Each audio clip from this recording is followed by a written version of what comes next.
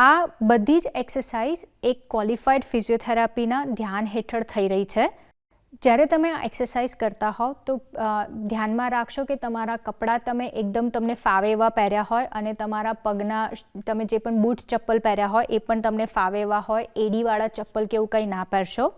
તમને આ એક્સરસાઇઝ કરતા વખતે જ્યારે તમને લાગે ત્યારે તમારા પ્રમાણેનો વિરામ લઈ શકો છો અને બધી જ એક્સરસાઇઝ એકસાથે કરવાની જરૂર નથી. અને તમે ધ્યાનમાં રાખશો કે તમે રેગ્યુલર સમયાંતરે પાણી પીતા રહેશો. જો તમારે કોઈપણ મેડિકલ કન્ડિશન અથવા હેલ્થના ઇસ્યુ હોય તો તમે તમારા ડૉક્ટર સાથે આ વાત કરીને પહેલાં એક્સરસાઇઝ જણાવીને કરશો.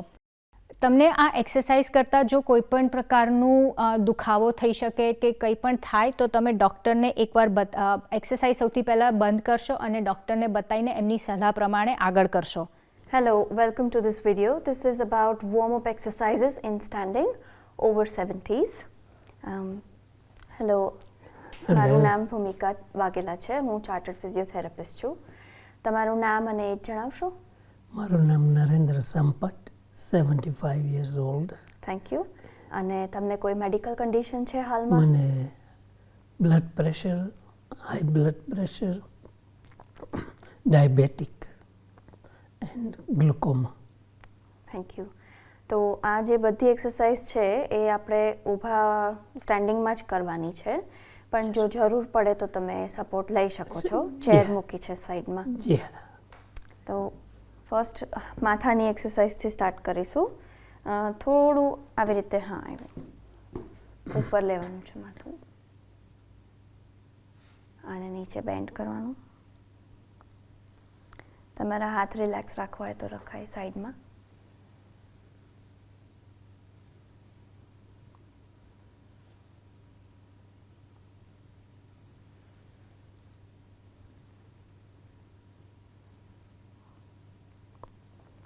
આ કરતી વખતે જો તમને ચક્કર કે એવું કંઈ આવતું હોય તો મને જણાવજો.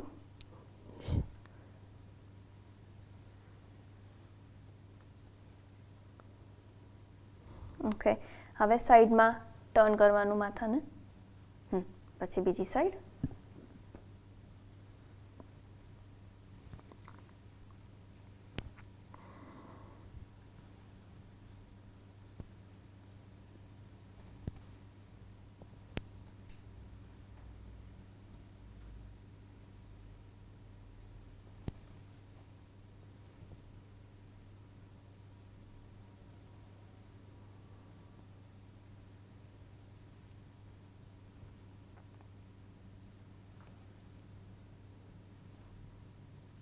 હજુ એકવાર.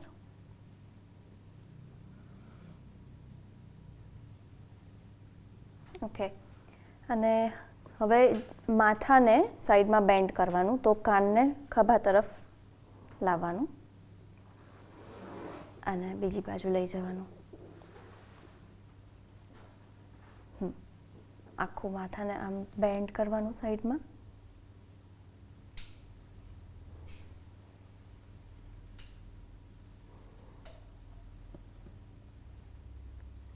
ઓકે અંકલ, જે આપણો કાન છે ને એ આમ સાઈડમાં જાય.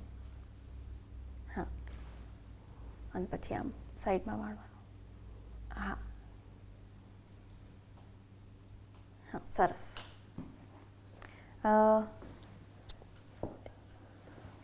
બંને હાથને આવી રીતે વાળી દો અને ખભાને ઊંચા કરવાના છે.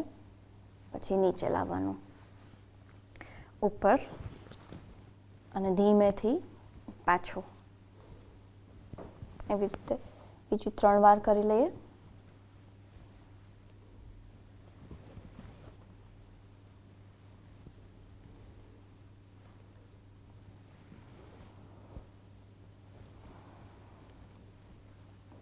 ઓકે, રિલેક્સ થઈ જાઓ. અને હવે આ હાથને આવી રીતે રાખીને જે ખભા છે ને આખા આગળ લાવવાના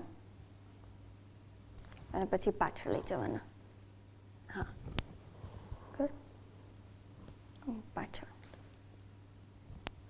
આગળ અને પાછળ. હજુ 2 વાર.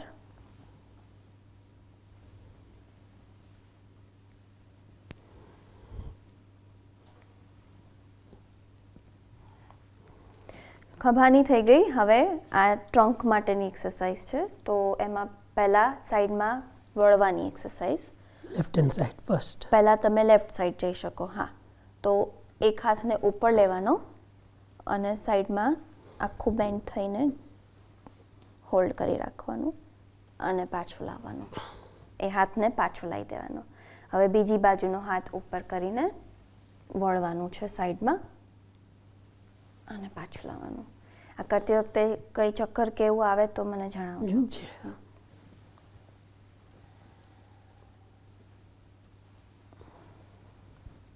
અગર એવું લાગે કે ચક્કર આવે છે તો થોડી વાર બેસી શકાય.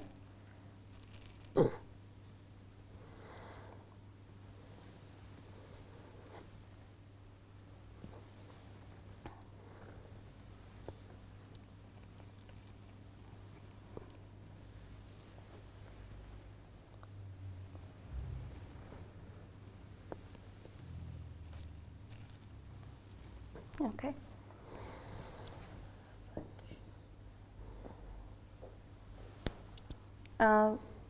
બાજુમાંથી ટ્વિસ્ટ કરવાનું છે. આ છે ટ્રંકની જ એક્સરસાઇઝ. આખું આમ અને પછી એ રીતે બીજી બાજુ આખી સાઈડ ટર્ન કરવાનું.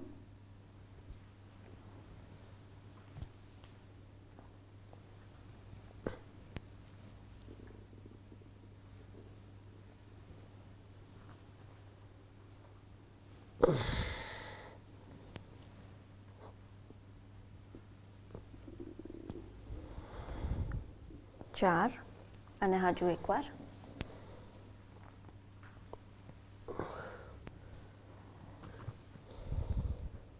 પાંચ. આગળની તરફ ઝૂકવાનું છે. કમરની જ એક્સરસાઇઝ છે. તો તમે હાથને આખા આવી રીતે આગળ લઈને ટ્રાય કરી જુઓ પહેલાં. અગર એમાં તકલીફ લાગે તો તમે હાથને આવી રીતે Yeah. કરી શકો છો. તમને જો આ ફાવે તો આ કરો. ધીમેથી, હા, ટોસ તરફ ટચ થાય તો એવું કોશિશ કરવાનું અને પછી પાછું લાવવાનું. પછી પાછી આવતી વખતે થોડું એક્સટેન્શનમાં લઈ જવાનું ટ્રંકને.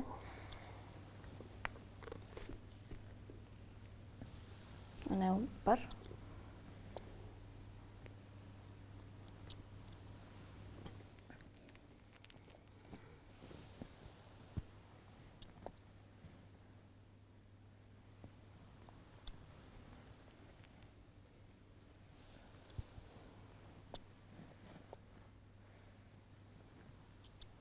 હજુ એકવાર.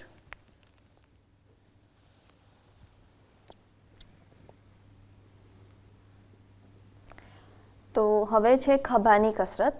એમાં આખા હાથને ઉપરની તરફ બને ત્યાં સુધી માથાની ઉપર જઈ શકે એટલું લેવાનું અને ધીમેથી પાછું લાવવાનું. બીજી સાઈડ.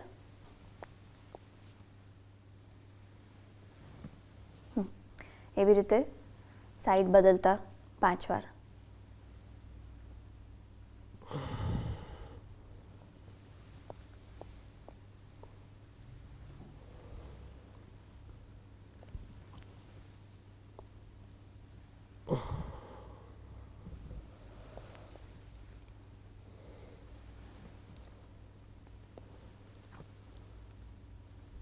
તો ઘણીવાર એવું થાય કે તમે તમારો શ્વાસ રોકી રાખો કસરત કરતી વખતે, તો તમે ગણો જાતે, એ હેલ્પફુલ રહે. તો જેમ કે તમે આમ હાથને ઉપર લો છો તો તમે ઇન્હેલ કરો અને પછી નીચે લાવતી વખતે કાઉન્ટને કમ્પ્લીટ કરતા નંબર બોલવાનો એક. એવું.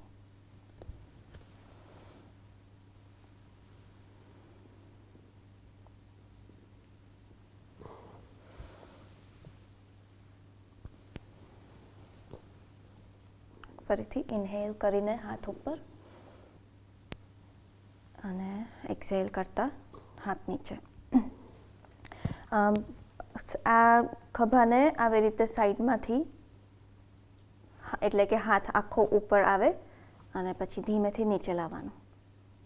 હા, એવું 5 વાર આ સાઈડ. તો ફરીથી તમે શ્વાસ લઈને ઉપર લઈ શકો છો. પછી શ્વાસ બહાર કાઢતા હાથ નીચે લાવો એવી રીતે. તો આ 3,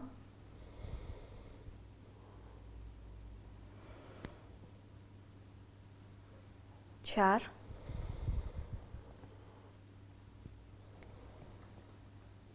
અને 5. આ સાઈડ તમે કાઉન્ટ કરશો અંકલ? મનમાં કાઉન્ટ કરું કે બોલીને બોલી? બોલીને 1. હા, 1 2 ગુડ, 3 સરસ. 4 5 સરસ. હવે બંને હાથને ઉપર અને નીચે. આ તો કરીને આપણે કરીએ. હા, હાથને કોણીથી બાજુમાં રાખવાનો, બોડીની સાઈડમાં. પછી આને બહાર લઈ જવાનું, આને અંદર લાવવાનું. તો જે તમારો જમણો હાથ છે તમે રિલેક્સ રાખો તો વાંધો નહીં, એ તમે હોલ્ડ ના કરો તો પણ ચાલશે.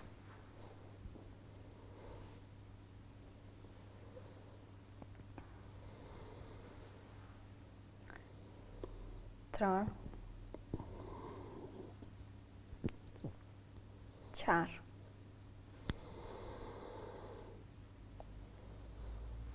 અને 5. ઓકે, બીજી બાજુ. તો ડાબો હાથ રિલેક્સ કરી દો હવે.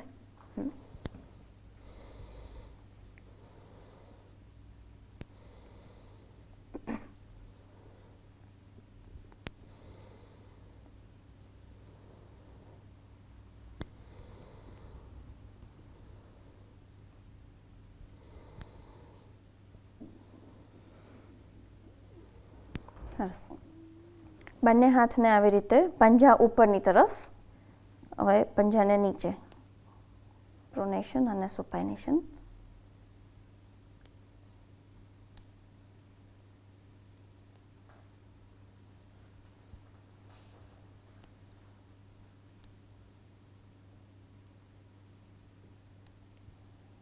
ઓકે, પછી બંને હાથને ઉપર તરફ, નીચે, એટલે કે કાંડાની એક્સરસાઇઝ છે આ.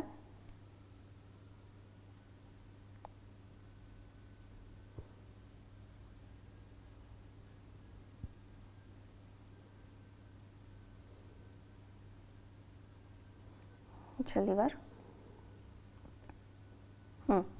અને એમાં આમ પંજાને નીચેની તરફ રાખવાના અને બંને અંગૂઠાની તરફ હાથ પાસે લાવવાના, પછી દૂર જવા દેવાના, આમ પાસે અને દૂર.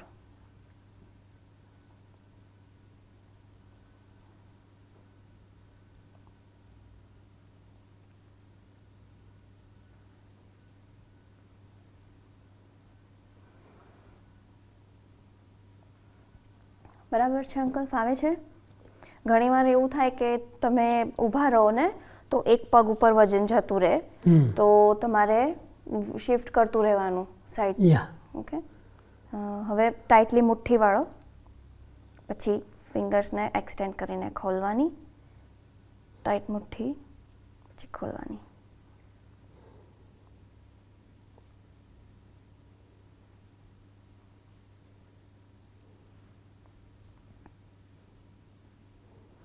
અને આ બધા જે આપણે રેપિટેશન્સ કરીએ છીએ 5 વાર, તો તમારે વધારે કરવા હોય તો 10 વાર કરી શકાય.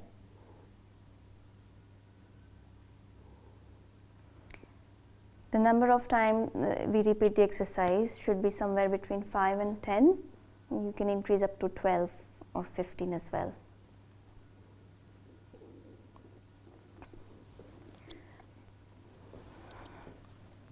હવે ઊભા ઊભા માર્ચ ઓન સ્પોટ છે, તો તમને એવું લાગે કે મારે સપોર્ટની જરૂર છે તો પકડી શકો છો ચેર.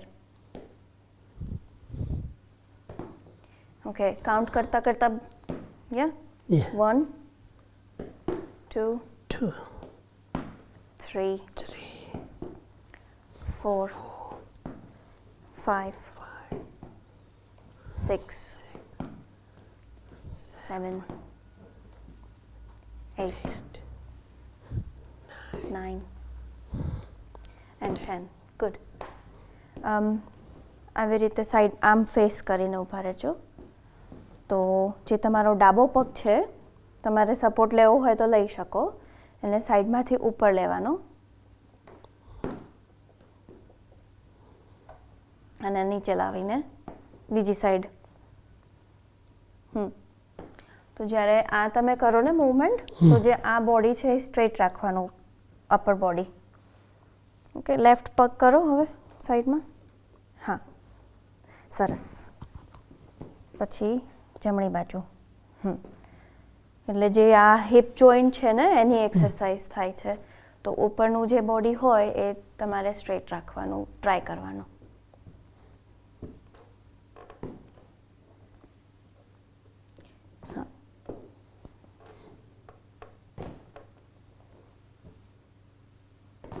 Very good.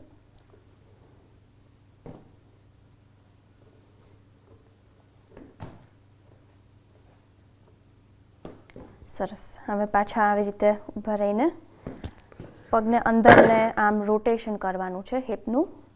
તો એક પગ આગળ લાવી દો. હા,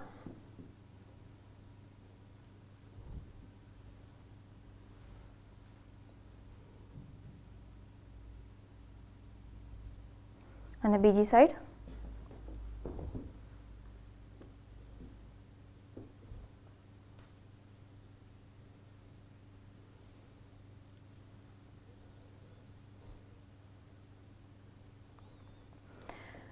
બંને પગને વચ્ચે થોડું ડિસ્ટન્સ રાખીને ઊભા રહીને તમને જરૂર પડશે ચેરની, એટલે ચેર આગળ લાવી શકો છો તમે થોડી.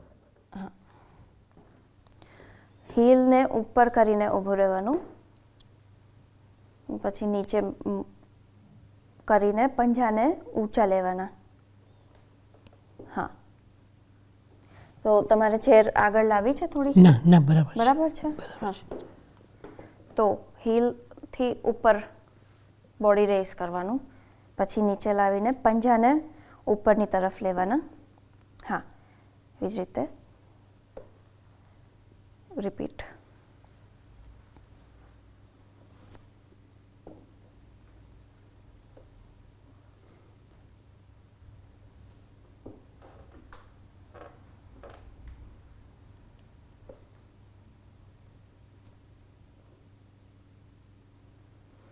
હજુ એકવાર.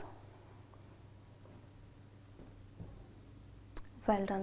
સરસ. થોડું એન્કલની બીજી એક્સરસાઇઝ બતાવી દઉં તો એમાં કદાચ ખુરશીની જરૂર નહીં પડે તમને. પગ આગળ લાવીને આપણે જેમ આખા હિપ જોઈન્ટની કરીને એક્સરસાઇઝ, તો હવે ખાલી પંજાની જ કરવાની છે. તો પંજો અંદર બહાર કરવાનો છે, એટલે ઉપરનો પગ નહીં હાલે, ખાલી નીચેનો પંજો જ. આ ખાલી એક્સરસાઇઝ એન્કલ માટેની છે. તો આ પગ એમ જ રાખવાનો અને આને અંદર. યસ, સરસ. અને બીજી સાઈડ.